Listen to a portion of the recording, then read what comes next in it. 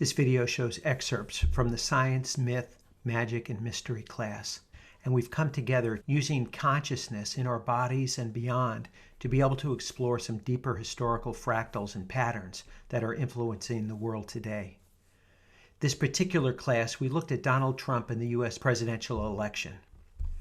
What we did is we created 16 representations and we assigned them to people without them knowing what they were representing. So the first round of reports that you're going to see are reports from people who were asked to step into the field, but they didn't know what they were representing, and then they share what their reports were. There's someone squeezing my neck. I'm being bottled and I can't do anything. There's nothing I can do. A lot of pressure. I'm under a big pressure. There's no way. I'm very happy, a little bit impatient. When people talk about sadness and discomfort, I cannot really understand. Yeah, I'm not really in empathy with all this. Yeah, I feel like a really small child walking in this long, long line of people that have no idea what's going on, and it's terrifying me that everyone is so lost. I just want to cry and scream. I feel kind of disenfranchised maybe, but there's an awful lot of justification that's saying I shouldn't be, or no you aren't, or something like that. And then maybe as a result is a restlessness starts to really get going. I've felt a lot of homicidal and suicidal rage that I don't think can be expressed.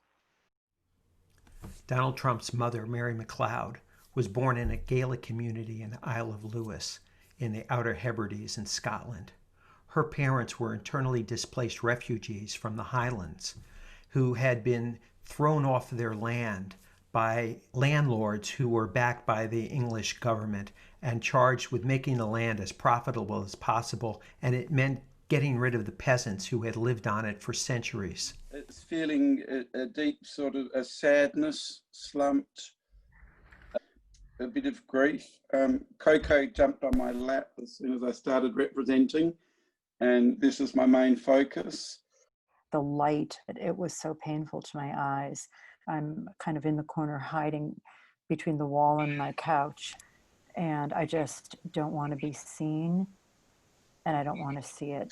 And then I had this rising sensation in my upper back, like the back of my chest, that I immediately knew was grief.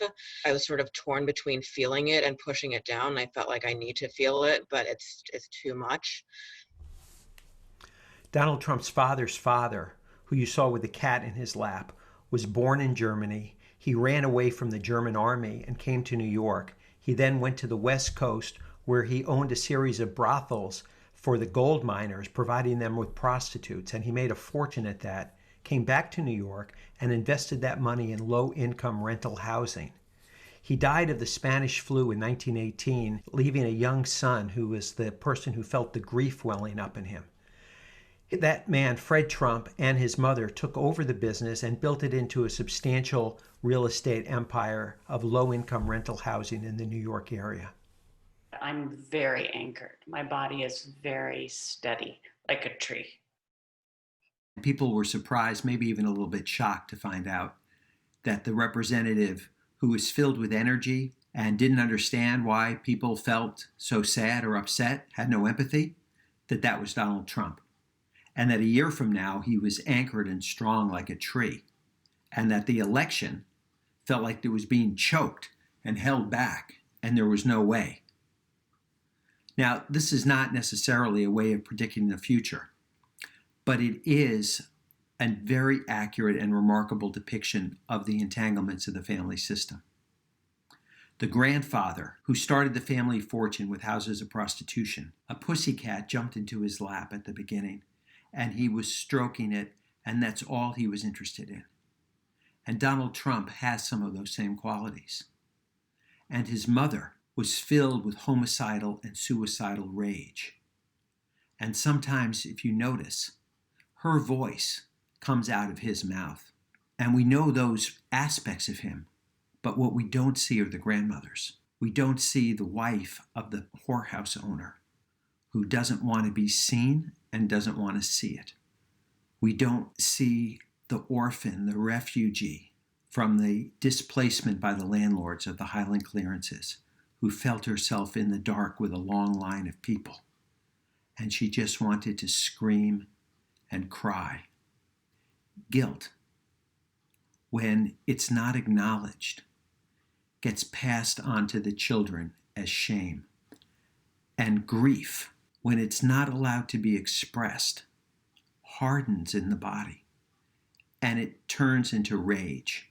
And shame and rage, when they're not giving avenues to heal, they will become expressed as violent aggression. And that's where we are as a nation. And these entanglements are not only out there. The shadow perpetrator is within us as well. So there are opportunities for us to start working with our shadow perpetrator, to be able to trace the origins of our shame and our rage, and to find the ancestors within us and around us that need to be seen and acknowledged. And we can do some real healing work for them. And perhaps in that way, we can contribute to the larger healing of the collective.